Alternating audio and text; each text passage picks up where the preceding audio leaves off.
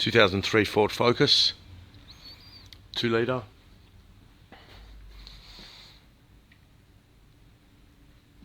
That shape, can't see it really, but fuel tank comes out from under the vehicle.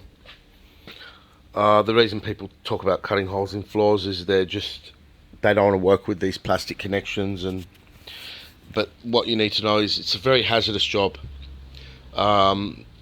Despite ventilation, I was overwhelmed by fumes yesterday. It's never happened before, but even now the whole place just stinks of fuel, and I didn't spill any. And I will start with the siphoning of the fuel. If the tank is full, and here the tank was nearly full,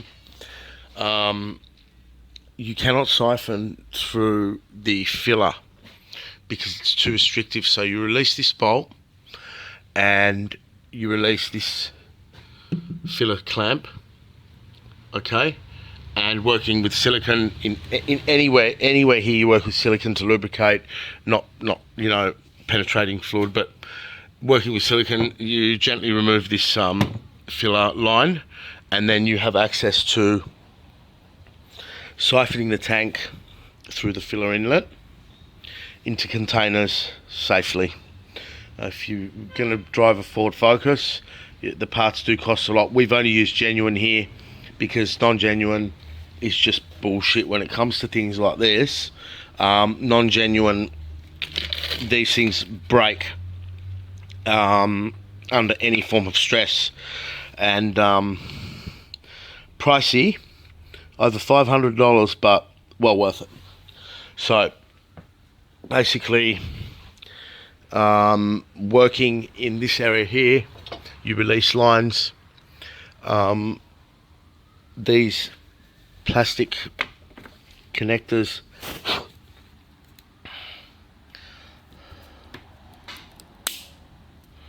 release by applying pressure,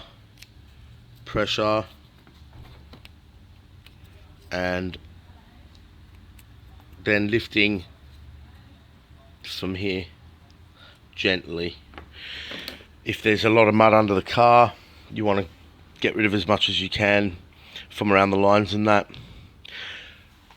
Once you release this area, you begin to release this bolt and bring the tank down and release the shields. That holds the shields, these. And then finally, you can access this breather vent line, which allows the fast filling that we have gotten to get used to when you fill up. And that sort of clamp, that's the European type.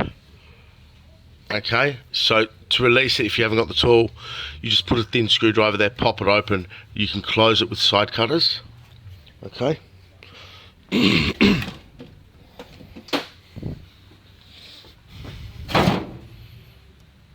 Like that, click.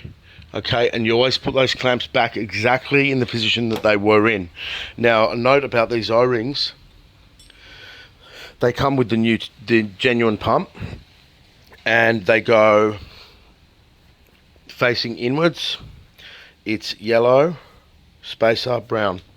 So they sit in that entry port, and then this was the block that came with the new one, but yeah, and then click, those O-rings are there, and that's the orientation of the tank as it sits in the vehicle.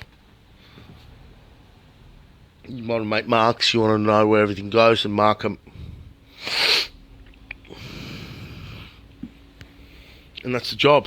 Piece of piss really, but very hazardous and not something you want to be doing on the ground. And it's those sort of people that work on the ground and trying to do it at home, which I commend you, but they must be the ones cutting holes in the floors. The most hazardous part is siphoning the fuel, but cutting a hole in the floor, I promise you that I would probably pull the tank out in 5 minutes longer than it would take you to cut a hole in the floor. And then that's associated with its own issues, the hazard of cutting a hole in the vehicle floor It's not structural really, but you know, it's there for a reason, and they do make it very accessible to remove. Now, bearing in mind, you want to remove that bolt to get just that little bit of movement, which allows you to pop off this and siphon fuel. Okay. Fuel pump relay is located at the front of the vehicle in the fuse box up here behind the battery. It's the third of four from the front. Obviously, look, the vehicle has an inertia switch located in Australia on the driver's side interior cabin where your right foot is. There's a little panel inside there, and that's where the inertia switch is. I don't know what all this bullshit with inertia switches failing is. I've never changed one in 25 years. But inertia switch, rollover switch cuts the fuel pump. Australian cars don't really have them, but the European ones all do. And obviously, if that switch fails, then the fuel pump relay is not going to get activated. Use a friend to turn the ignition and click, or use a test light on the smaller of the 4 terminals on the fuel pump relay for the trigger. But I've never had a fuel pump relay really fail.